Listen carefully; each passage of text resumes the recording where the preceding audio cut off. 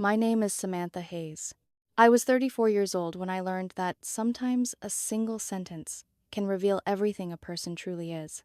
Most people think the story started when my older sister told my daughter she wasn't wanted.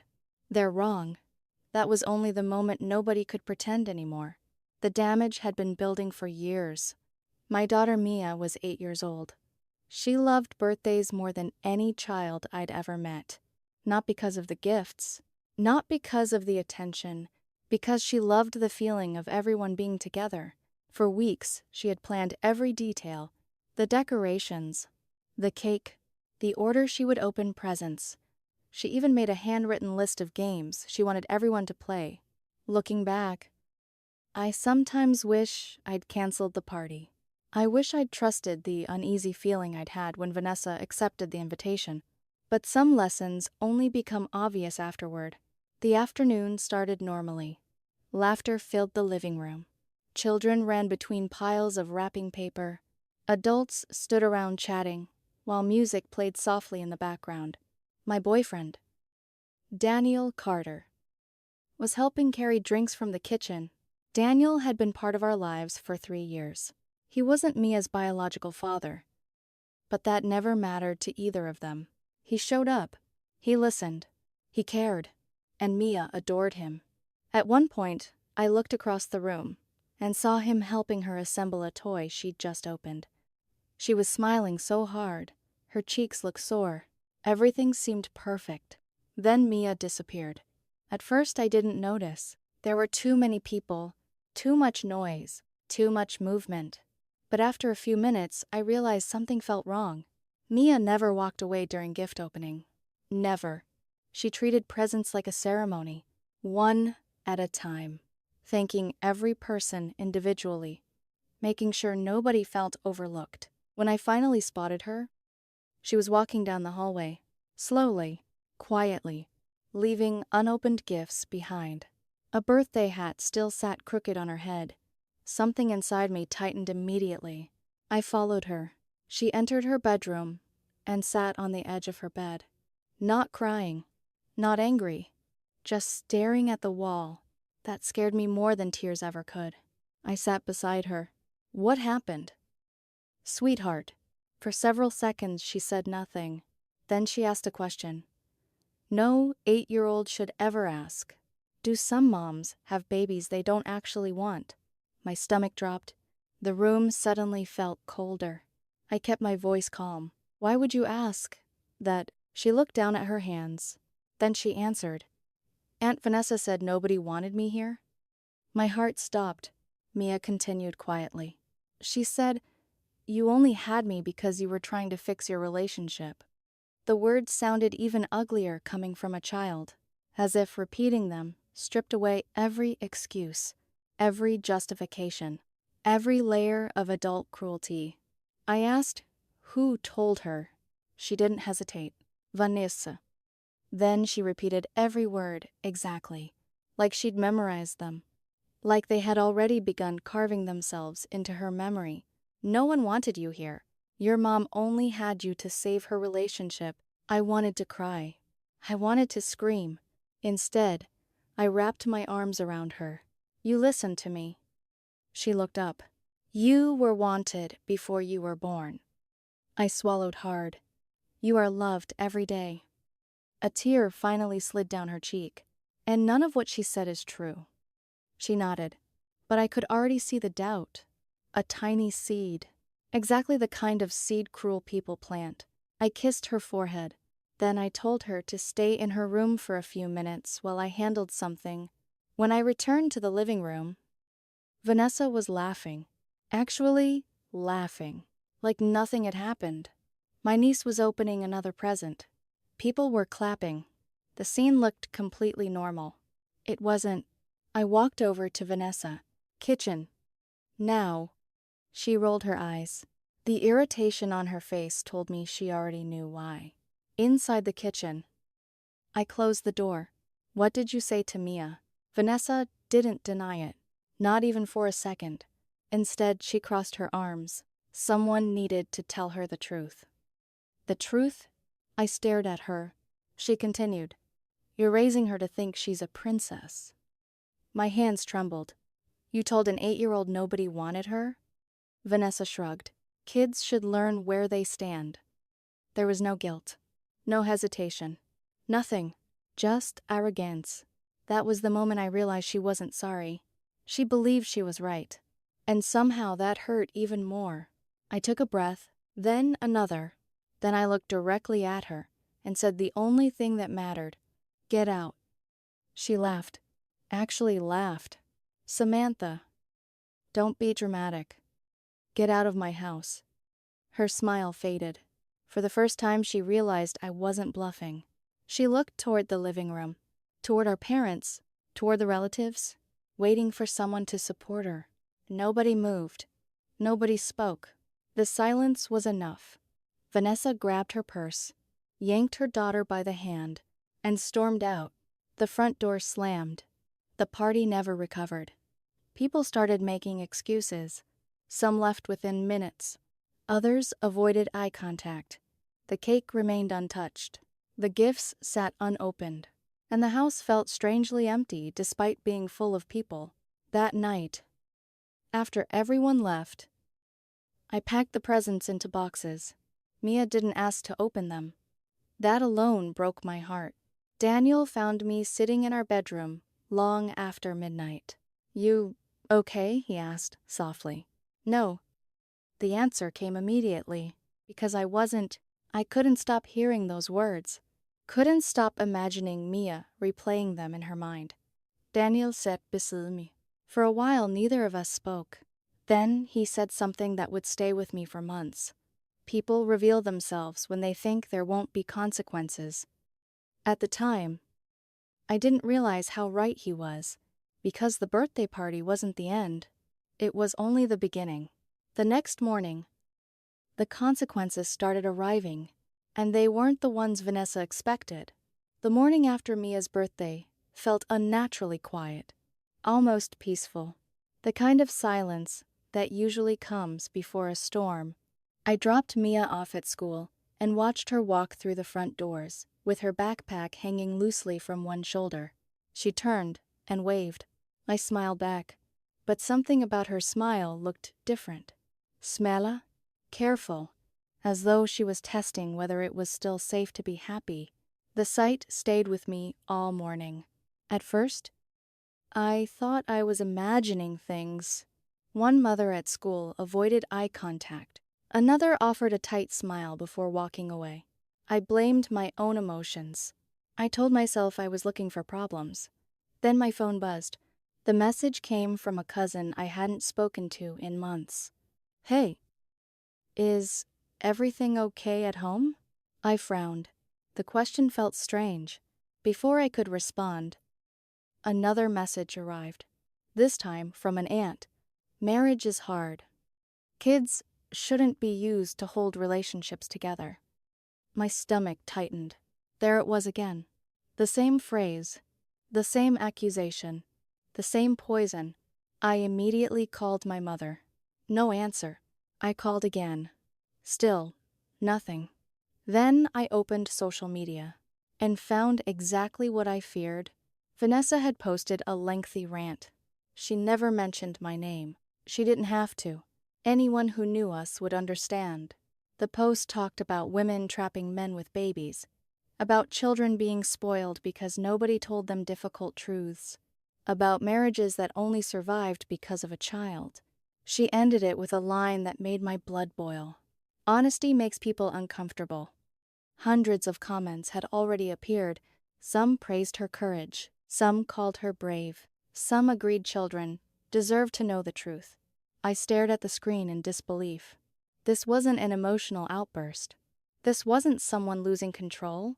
This was calculated, planned, deliberate. She had taken the cruelty she'd whispered into my daughter's ear and turned it into a public performance. When Daniel came home that evening, he already knew. Someone at work had sent him screenshots.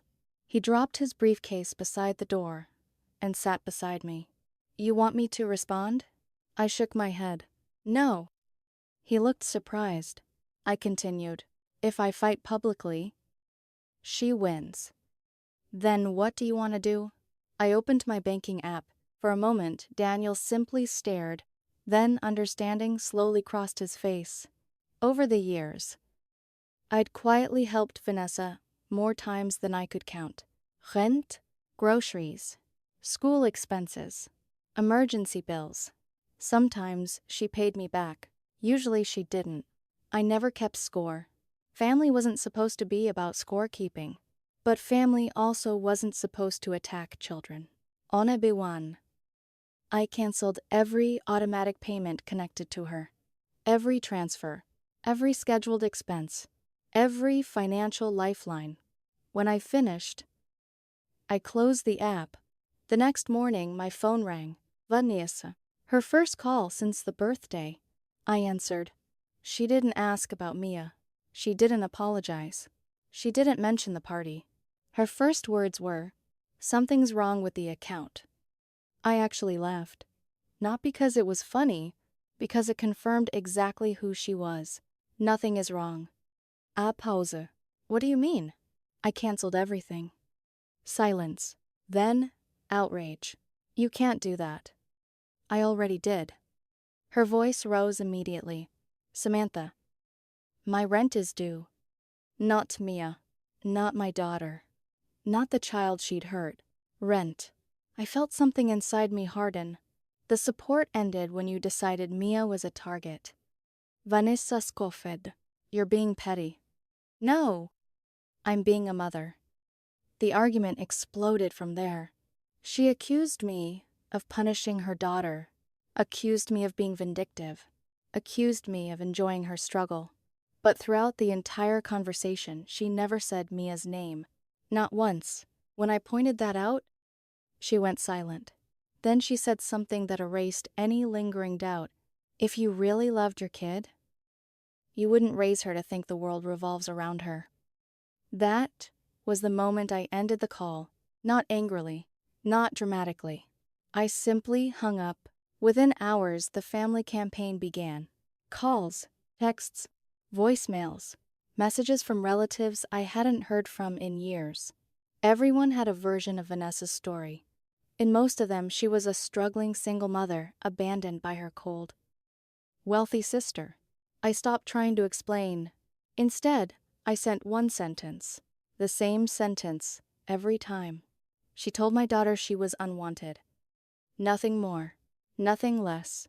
Some relatives apologized immediately. Some never responded again. Others doubled down. Those people earned a permanent place on my blocked list. 2 days later, Vanessa appeared at my front door. She didn't knock. She stood outside, calling repeatedly until I answered. When I opened the door, she was already talking. We need to fix this. No hello. No apology. No accountability. Just panic. Her panic. My rent is due.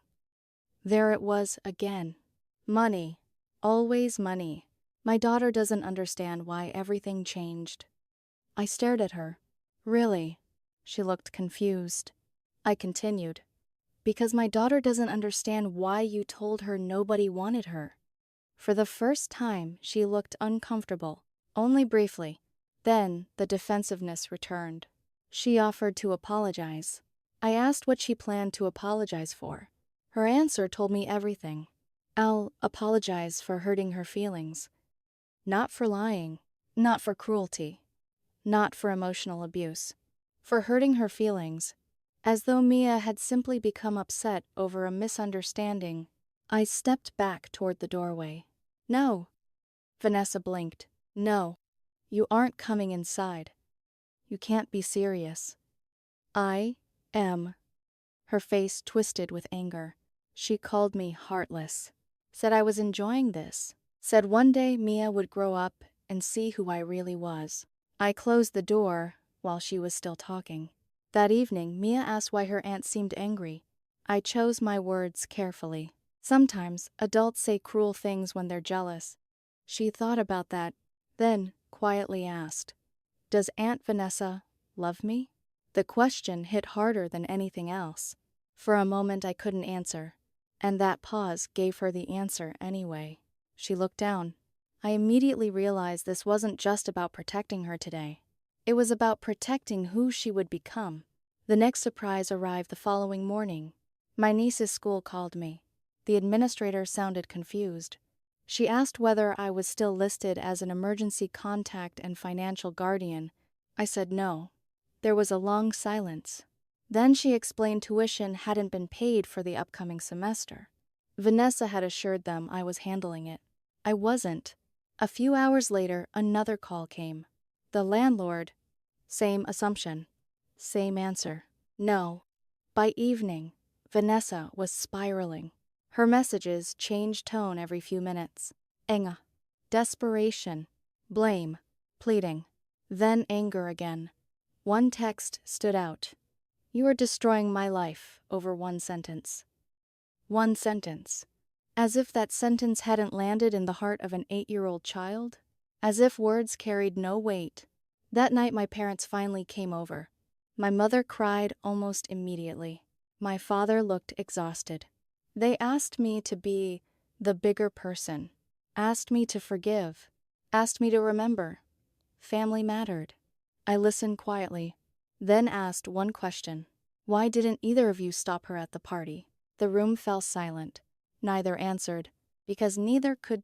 Eventually my father sighed. My mother wiped away tears. And they left. For the first time in my life, I realized that choosing my daughter meant disappointing people I loved. And I was completely willing to do it. The next day, something beautiful happened. Mia finally opened her birthday presents. One at a time. Slowly. Just like she'd originally planned, she thanked every person who had given one, even though they weren't there. When she reached the gift from her cousin, she hesitated. Then she looked at me. Can I keep this? Of course. She opened it. A small smile appeared. The first real smile since her birthday. I nearly cried. That evening, a long message arrived from Vanessa. No insults, no accusation, just an apology. Or what looked like one. She claimed she hadn't realized how much damage her words would cause. Claimed she wanted to fix things. Claimed she would do anything. I read it twice. Then deleted it. Because apologies that arrive after consequences aren't always apologies. Sometimes they're negotiations. And I wasn't negotiating my daughter's self-worth. A week passed, then another. Vanessa stopped calling. The family drama began fading. Mia started sleeping through the night again. I thought the worst was behind us. I was wrong. Because while Vanessa had stopped contacting me, she hadn't stopped trying to reach Mia. And the next move she made would finally convince me that ordinary boundaries were no longer enough. The call came on a Tuesday afternoon. Mia had just finished her homework and was sitting at the kitchen table drawing cartoon animals when she casually mentioned something that made my blood run cold. Mom. Yeah. Sweetheart. Aunt Vanessa came to school yesterday. The pencil froze in my hand. I looked up immediately. What did you say? She shrugged, as if she were talking about the weather. She tried to pick me up early. For a second, I couldn't breathe. Danielle, who was standing at the counter making coffee, slowly turned around. Mia continued. The office wouldn't let her. I stood so fast. My chair nearly tipped over. What exactly happened? She explained that Vanessa had arrived claiming there was a family emergency. She said she needed to take Mia home immediately. Fortunately, the school staff checked the approved contact list. Vanessa's name wasn't on it anymore. The office refused. Mia never left the building. I thanked every teacher and administrator involved before hanging up. Then I sat alone in my car for several minutes. Not because I was angry, because I finally understood something. This was no longer about hurt feelings. No longer about family drama. No longer about a birthday. Vanessa had crossed a line. The next morning, I contacted a lawyer. Nothing dramatic. Nothing theatrical. Just paperwork. Boundaries. Documentation. Protection. The kind, responsible parents put in place when someone repeatedly proves they cannot be trusted. When Vanessa discovered what I'd done, she appeared at my house again. This time, she wasn't angry. She was crying. Real tears streamed down her face. Her hair looked unwashed. Dark circles shadowed her eyes. For the first time, she appeared genuinely broken. But broken people can still be dangerous. She stood on my porch, trembling. "I'll tell everyone I lied." I remained silent. "I'll tell them everything." Still silent. Then, finally, the truth began slipping out. Not all of it, but enough. I was jealous. The words seemed to hurt her. "I was jealous of you." There it was. The emotion hiding beneath everything else. The poison she'd been feeding for years. She told me she hated how stable my life seemed. How easily Mia loved me. How Daniel treated us. How people trusted me. How her own daughter sometimes compared us. The confession continued for nearly 10 minutes. And yet somehow she still never focused on Mia's pain. Everything revolved around her suffering. Her loneliness. Her insecurity. Her resentment. Finally, she looked up. "What do I need to do?" I asked a simple question. "Why did you try to see Mia at school?" Vanessa blinked, then answered, "Because I miss her." I closed my eyes. Wrong answer. Completely wrong. Not because missing Mia wasn't true, but because it still centered Vanessa's feelings. Not Mia's. Not the child she'd harmed. Her own. When I opened my eyes, I spoke quietly. "Missing someone doesn't give you the right to hurt them." Her face crumpled. "Sam. And it doesn't give you the right to rewrite what happened later." I stepped backward. She began crying harder, begging, promising, swearing she would change. But I'd finally learned something important.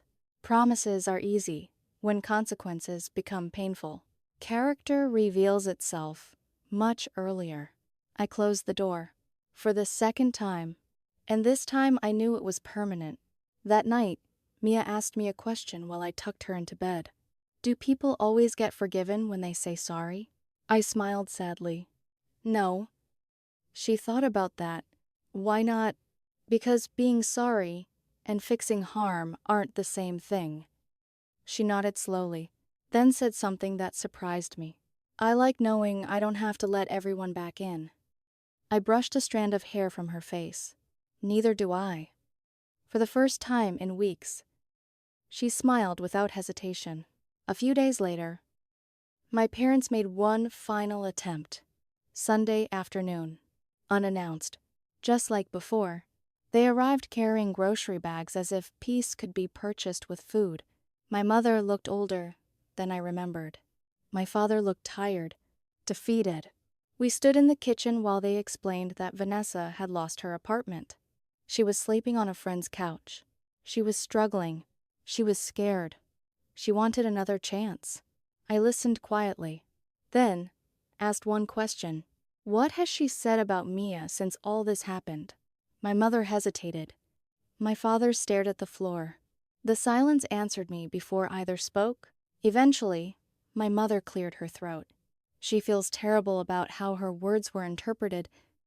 Interpreted, not spoken, not chosen, not inflicted. Interpreted. The disappointment settled over me like a heavy blanket. Nothing had changed. Vanessa still viewed herself as misunderstood instead of responsible. I looked at my parents. "You can help her if you want." Neither interrupted. "But I'm done discussing her." My mother started crying again. My father simply nodded. Deep down, I think they finally understood. Or maybe they were just too exhausted to keep fighting reality. Either way, they left without arguing. After they drove away, Mia wandered into the kitchen. She studied my face. Was someone mean again? I laughed softly. No. She climbed onto a stool. Good. Then she smiled. "I'm glad our house feels calm." The comment stayed with me for days, because she was right. For the first time in months, Our home felt peaceful. Weeks passed. Then, months. Vanessa slowly faded into the background of our lives. Occasionally, relatives mentioned her, usually not for long. People grew tired of excuses, tired of drama, tired of being asked to ignore obvious truths. Eventually, her name stopped coming up altogether. Meanwhile, Mia changed. The transformation happened gradually. So gradually, that most people probably wouldn't have noticed. She stopped apologizing for every little thing, stopped asking permission before sharing opinions, stopped looking over her shoulder for approval. She started choosing her own clothes, speaking more confidently, laughing louder. One evening, while I tucked her into bed, she asked the question I'd known was coming. "Mom?" "Yes." Was what Aunt Vanessa said true? There was no fear in her voice anymore, only curiosity. I sat beside her, then told her the truth. The whole truth. "You were wanted before you existed." She smiled. "You were loved before you took your first breath." A bigger smile. "And you will always be loved." Her eyes softened. I continued. "Sometimes adults lie because it makes them feel powerful." She thought about that, then nodded. I figured that was the last time she ever asked. Months later, I ran into Vanessa unexpectedly at a grocery store across town. No warning, no dramatic music, no cinematic confrontation. Just two sisters reaching for the same box of cereal. For a moment, neither of us moved. She looked thinner, tired, older. Her eyes widened when she recognized me. For a second, it seemed like she wanted to speak. Maybe apologize. Maybe explain. Maybe blame someone else. I never found out. I simply reached for another box and stepped away. No anger. No speech. No final argument. Just silence. She didn't follow me. And surprisingly, that silence felt like closure. The real ending came later. A random weekday afternoon. I picked Mia up from school. She climbed into the back seat, talking excitedly about a class project. Halfway through her story, she stopped, then casually said something that hit me harder than every fight, every argument, and every family confrontation combined. "I like myself now." I looked at her through the rearview mirror. "What?" She shrugged. "I don't know." A smile appeared. "I just do." The words nearly brought me to tears, because suddenly I understood what had truly been at stake. Vanessa hadn't tried to ruin a birthday. She hadn't simply started family drama. She had tried to plant doubt. A tiny poisonous doubt, one capable of growing inside a child for years, making her question her worth, question whether she belonged, question whether she deserved love. But the doubt never grew. It died, because it was met with truth, with protection, with boundaries. Later that night, Mia asked one final question. "Do people who hurt you always know they've done it?" I considered the answer carefully, then smiled. "Sometimes they do. And sometimes, they only understand when nobody comes back to fix things for them."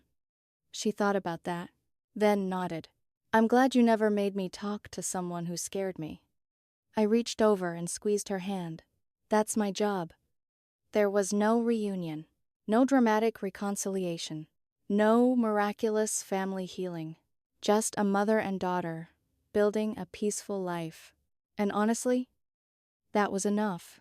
I never got the apology I deserved. The kind that names the harm without excuses. The kind that accepts responsibility without conditions. What I got instead was distance, silence, and eventually, peace. I lost a sister. I lost the version of family I thought I had. But I gained something far more valuable. Mia learned that love should never come attached to cruelty. She learned that sharing blood with someone does not give them permission to hurt you. She learned that walking away from toxic people isn't weakness. It's self-respect. And if Vanessa lost everything she depended on because she chose to tear down a child in order to feel bigger herself, that wasn't my doing. It was hers. The story didn't end with revenge. It ended with protection, with healing, with an 8-year-old girl who knew she was wanted, and a mother who knew she had chosen right.